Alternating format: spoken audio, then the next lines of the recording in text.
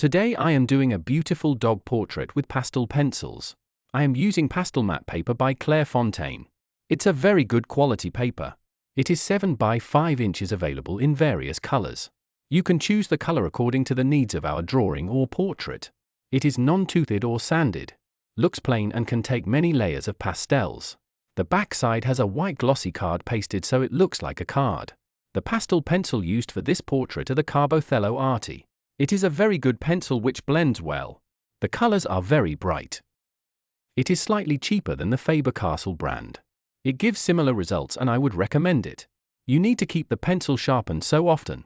All pastel pencils break easily, so be careful as they are costly. Have also used a kneaded eraser. In the end I have used RE to give motion to my portrait. Please watch this video till the end, and if you like it then please like and subscribe to my channel. Give suggestions.